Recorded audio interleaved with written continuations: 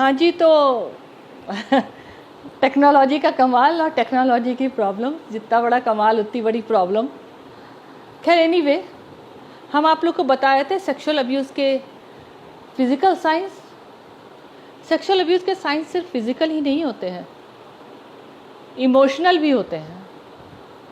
और इमोशनल में अगर आप किसी बच्चे को देखें, अचानक वो ज़्यादा डरने लगा हो, अचानक उसको ज़्यादा एंग्जाइटी होने लगी हो, अचानक उसे गुस्सा ज़्यादा आने लगे, डिप्रेशन शुरू हो गया हो उस बच्चे में, उसमें ईटिंग डिसऑर्डर शुरू हो गया हो, अक्सर वो स्कूल में परफॉर्म कमज़ोरी से कर रहा होगा, और हो सकता है ऐसा बच्चा एंटी सोशल बिहेवियर उसका डेवलप हो जाए। एंटी सोशल का मतलब कि अगर बच्चा ठीक से सोशली बिहेव नहीं कर रहा है तो एंटी सोशल बिहेवियर उसमें डेवलप हो सकता है। एक स्टडी आई है कि 7 साल से कम उम्र के बच्चे के साथ अगर ये हादसा होता है तो उसका असर ये होता है कि उस बच्चे के ब्रेन में एक केमिकल डेवलप होता है और जो उसे क्रिमिनल बनाता है। एक भोला बच्चा जिसकी कोई गलती नहीं है, वो क्रिमिनल सिर्फ इसलिए बन गया क्योंकि उसके साथ हादसा हुआ था। बहुत दुर्भाग्यपूर्ण है, हमारे बच्चों के साथ ये नहीं होना चाहिए। इसका और इम्पैक्ट जो देखा गया है कि ऐसे बच्चे अक्सर लॉन्ग टर्म में हमेशा के लिए उनका सेंस ऑफ ट्रस्ट कम हो जाता है। आप लोग को अगर आवाज़ में दिक्कत आ रही है तो बताइएगा, और अगर ठीक है तो फिर कोई बात नहीं, फिर तो सुनिए बात को। और क्या कह रहे हैं? स्टार्टिंग से स्लाइड स्टार्टिंग से हाँ स्टार्ट करते हैं। ठीक है, कह रहे वही चाहते हैं लोग। ठीक है, हम लोग शुरू से शुरू करते हैं, कोई खराबी नहीं है। हाँ,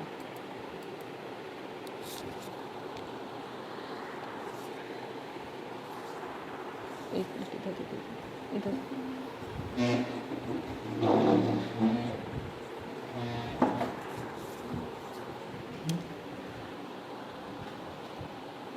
नहीं दिखाई देगा।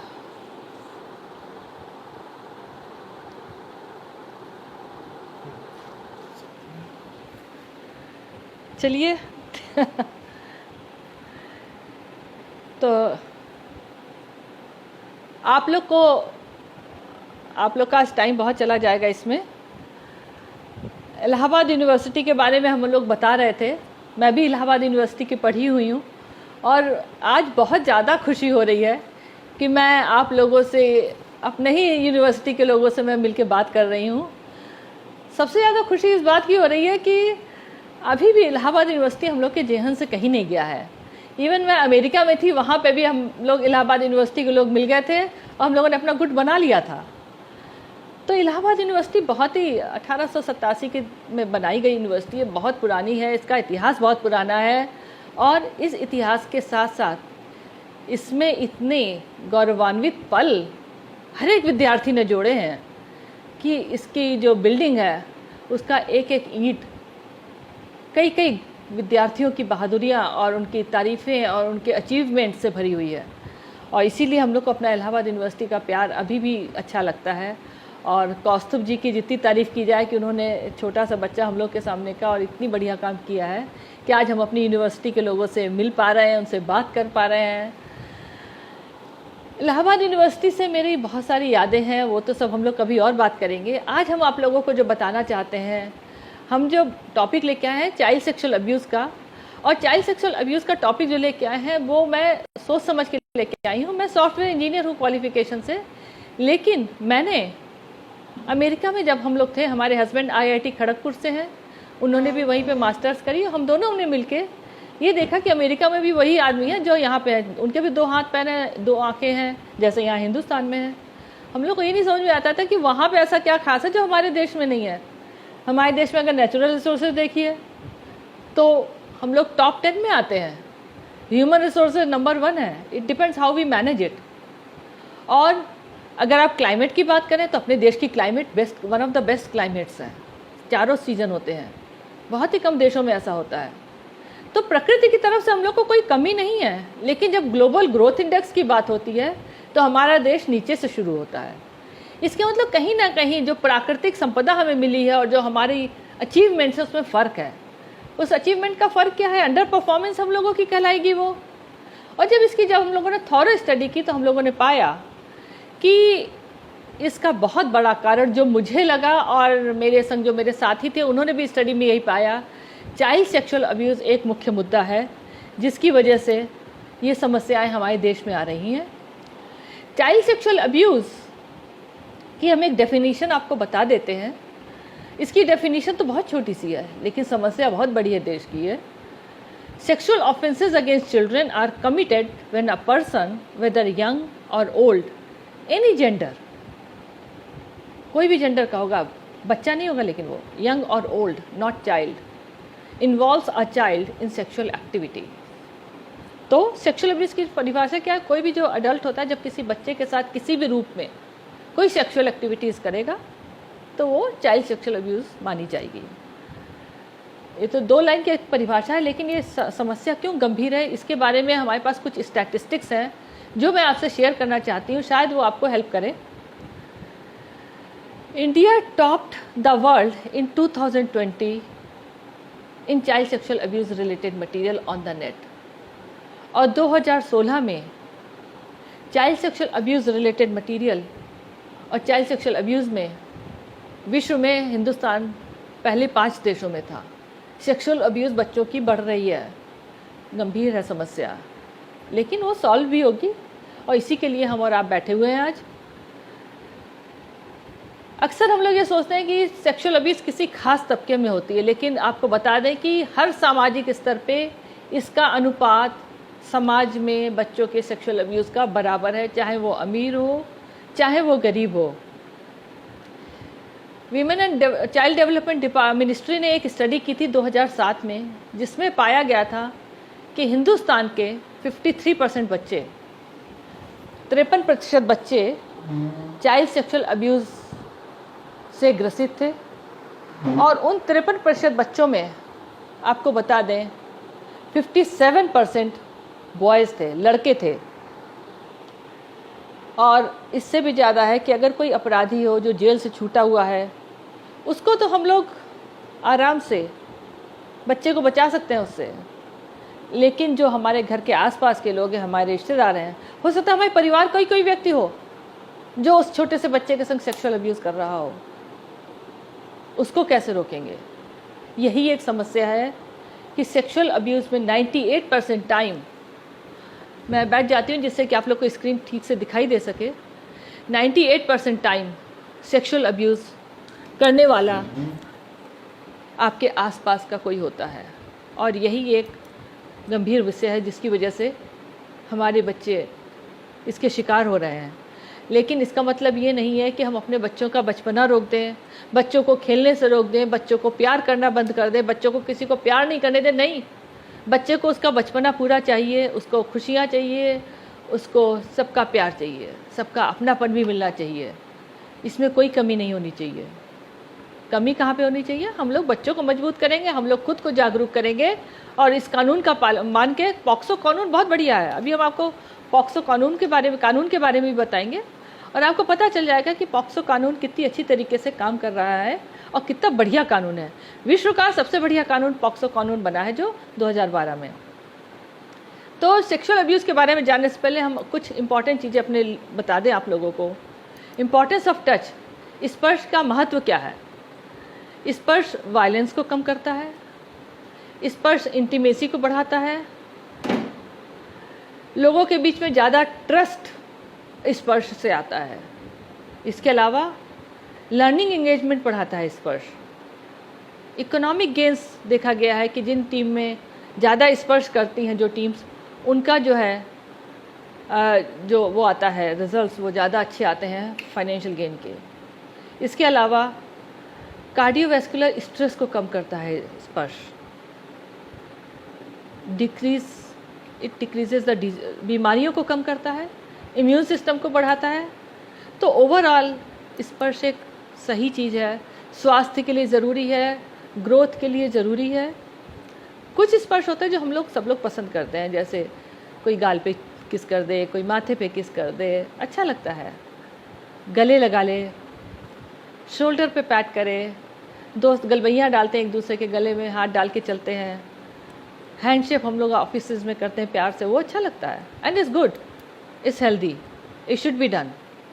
लेकिन कभी कभी कुछ खास तरीके से कोई मसाज कर रहा है, क्या ज़रूरत है, नहीं अच्छा लग रहा है हमको।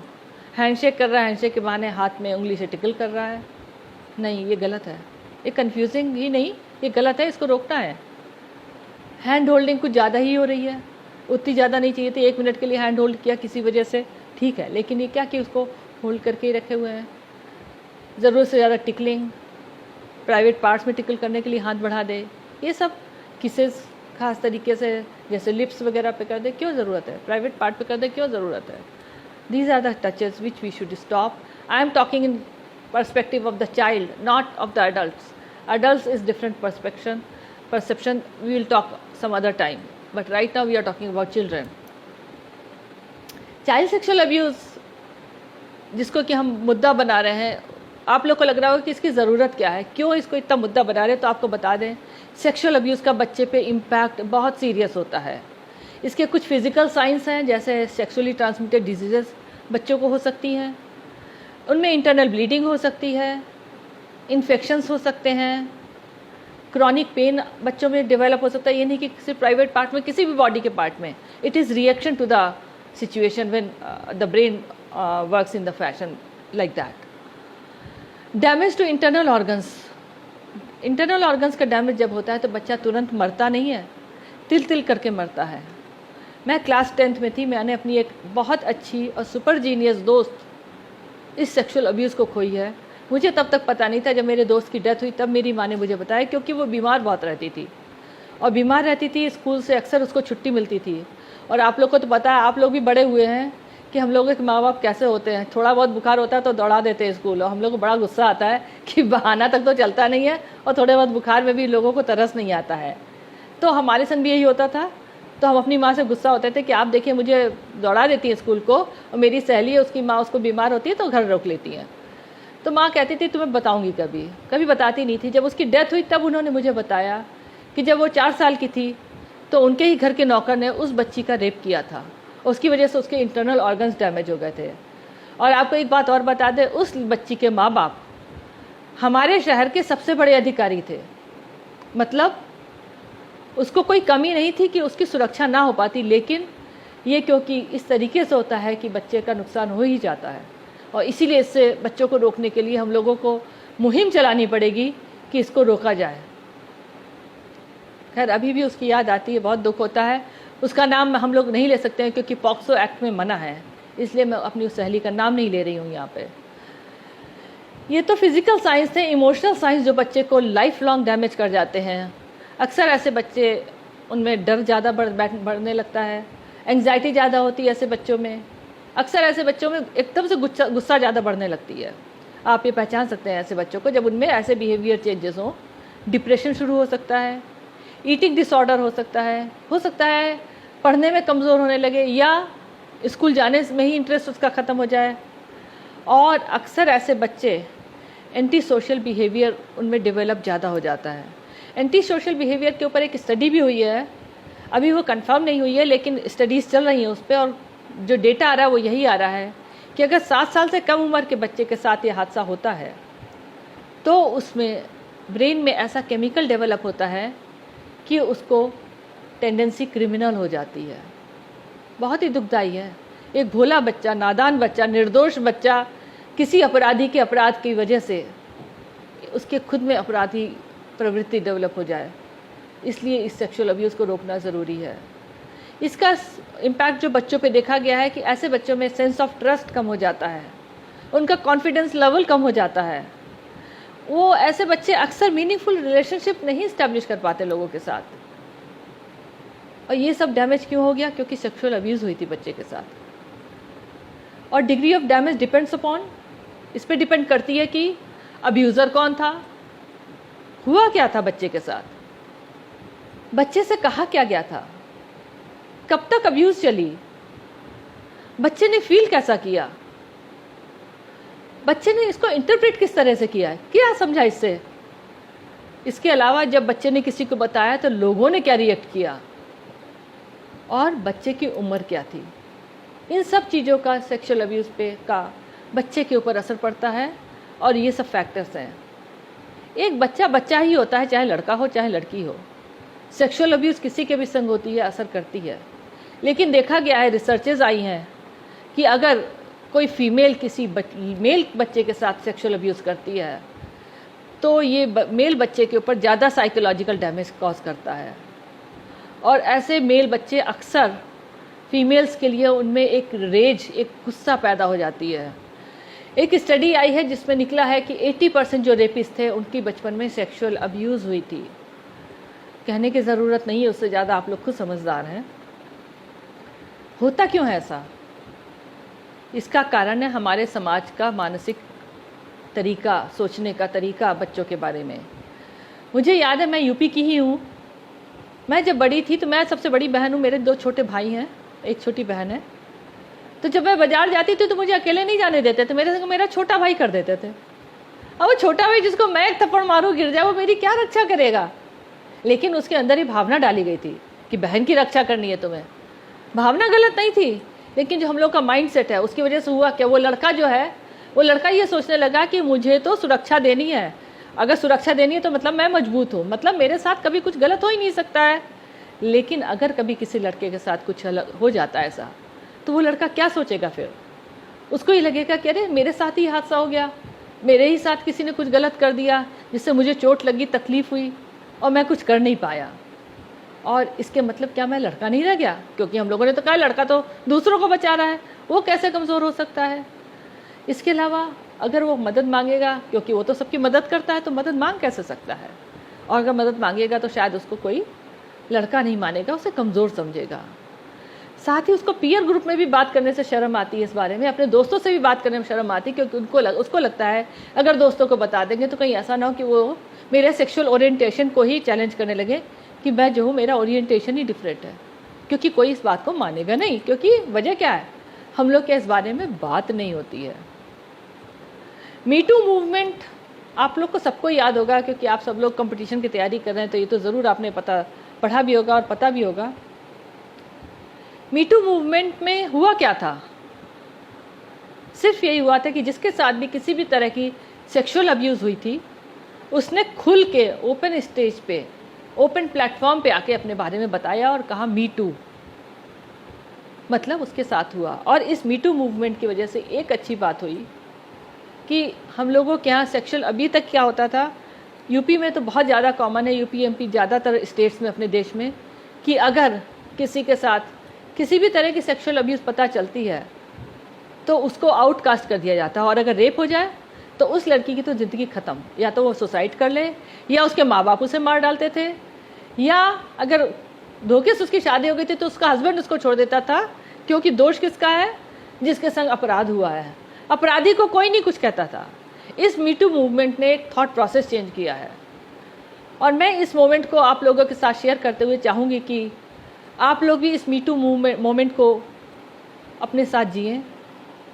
अगर किसी के साथ हुआ है तो they can type me too or raise hand और wave hand like I am doing me too, just that much. I am giving a moment to it. Me too is needed, and if it is me too, it is me too. No big deal.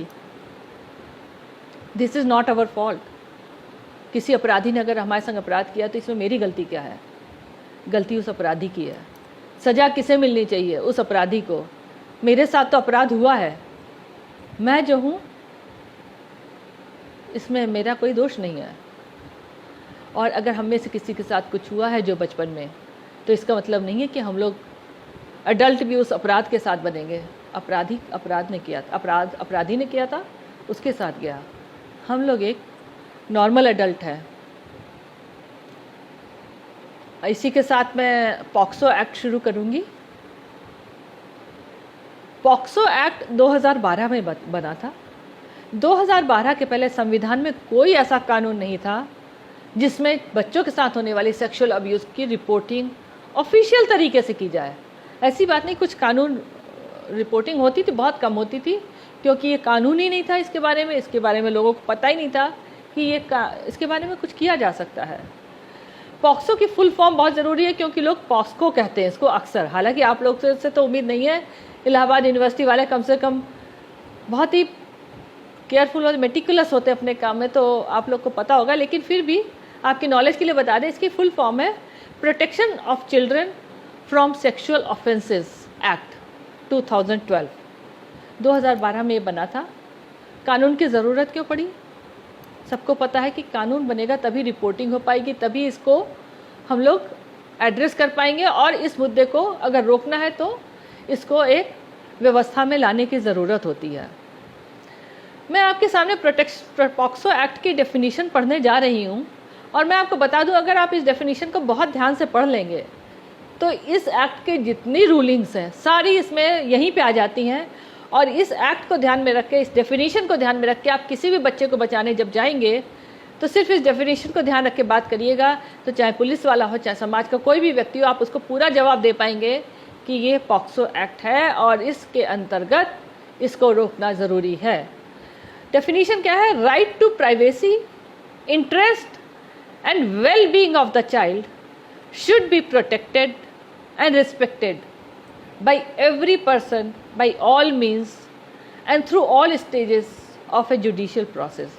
Privacy, interest and well-being of the child. It has to be not only protected and respected also. This is the simple definition. बच्चा किसे माना गया है? बच्चे की परिभाषा है कि बच्चे का मतलब कोई भी व्यक्ति जो 18 साल से कम हो, अगर 2 मिनट भी 18 साल से कम है तो वो बच्चा है, और अगर उस समय उसके संग कोई हादसा होता है सेक्सुअल अब्यूज़ का तो वो पॉक्सो एक्ट के अंतर्गत लिया जाएगा। पॉक्सो एक्ट में मुख्य अपराधों को 4 श्रेणियों में बांटा गया है।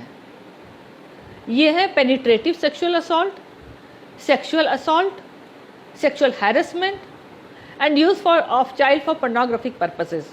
पेनिट्रेटिव सेक्सुअल असॉल्ट को साधारण भाषा में हम लोग रेप भी कह देते हैं, सेक्सुअल असॉल्ट को मॉलेस्टेशन कह देते हैं, सेक्सुअल हैरेसमेंट भी मॉलेस्टेशन में ही कवर होता है, और use of child for pornographic purposes आप समझ ही सकते हैं, लेकिन मैं आप लोगों को समझा देती हूँ। पेनिट्रेटिव सेक्सुअल असॉल्ट क्या है? Penetration of a body part or an object to any extent into the private part or mouth of the child, or applying mouth to a child's private part, as well as there is one more word, asking the child to put their private part into the adult's private part is also penetrative sexual assault or the rape. Punishment for sexual assault, penetrative sexual assault under section 4, it is not less than 10 years, which may extend to life imprisonment and death sentence.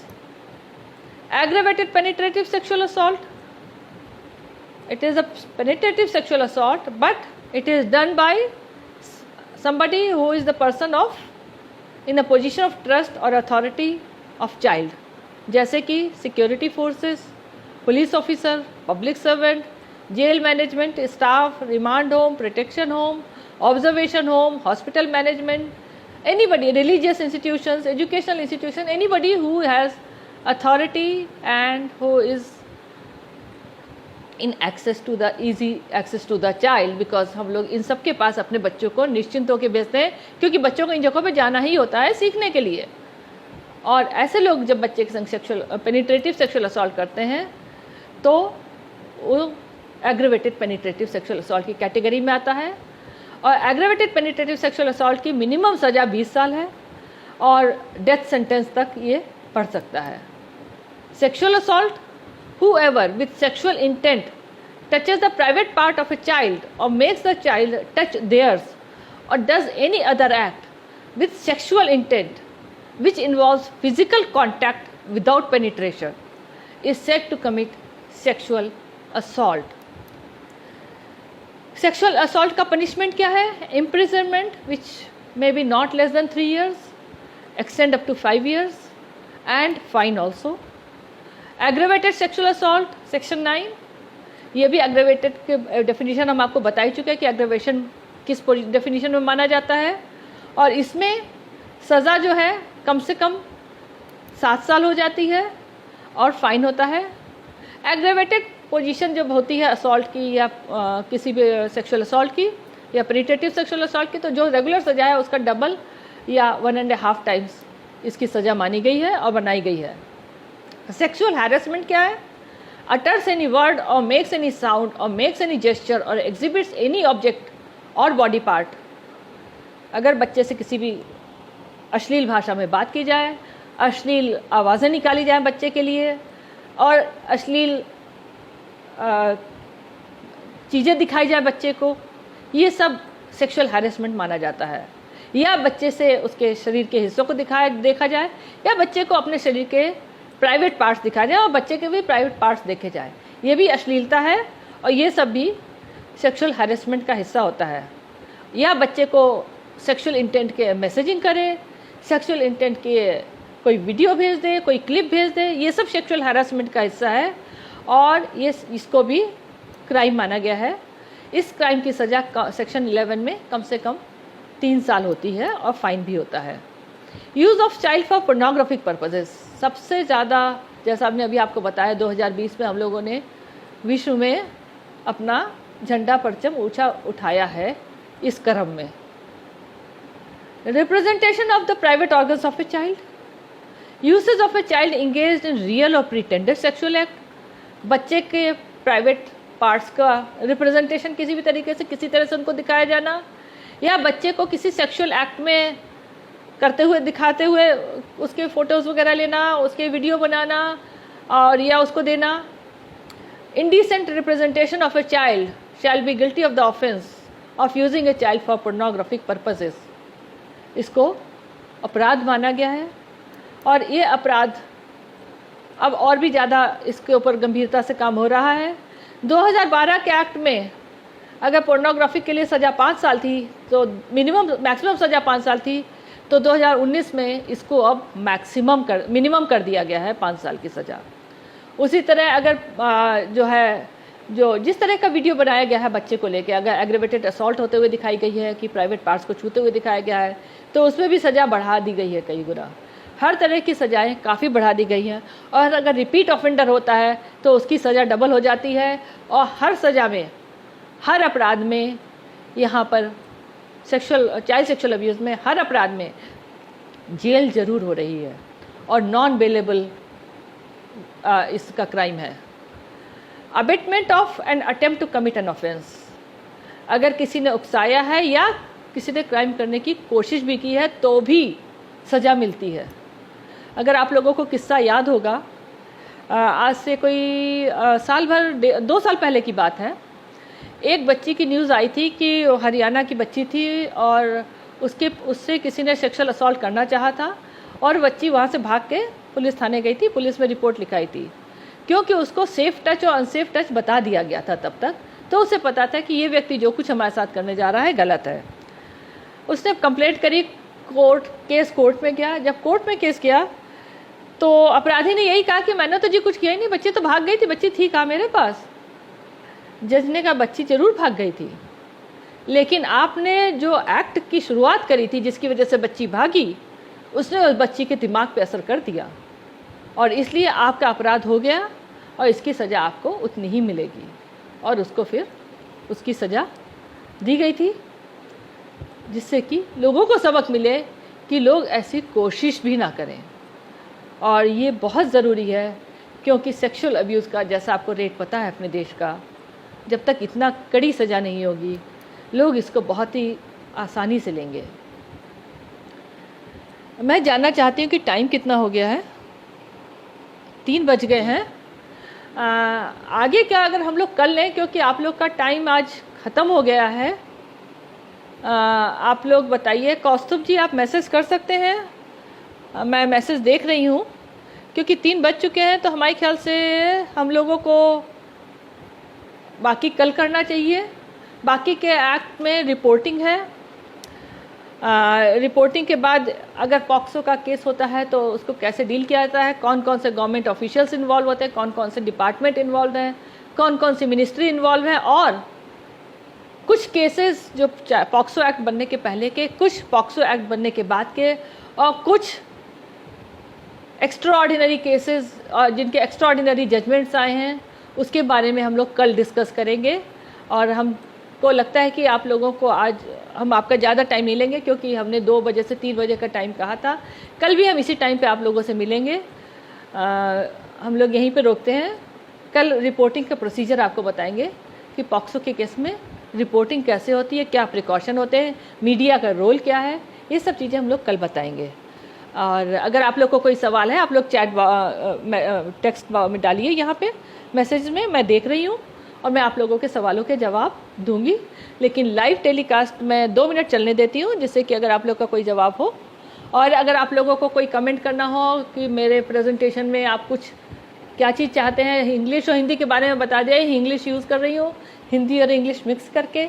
उसकी वजह यह है जिससे कि आप लोगों को, क्योंकि ना तो इतने परफेक्ट हिंदी हमको आती भी है, लेकिन अगर हम परफेक्ट बोलेंगे ना तो आपको समझ में आएगी, ना हम फ्लो में बता पाएंगे, क्योंकि हम लोग की जो विचारधारा हो चुकी है वो इंग्लिश हो चुकी है। तो इसलिए हम इसी भाषा को बोल रहे हैं। आप लोग प्लीज़ ज़रूर से कमेंट डालिए, जिससे मुझे समझ में आए कि आप लोग को ठीक से समझ में आ रहा है, आवाज़ ठीक से आ रही है। और भी कोई आपका सुझाव हो तो ज़रूर दीजिए। और इसी के साथ धन्यवाद, और हम लोग कल मिलते हैं 2 बजे। नमस्कार।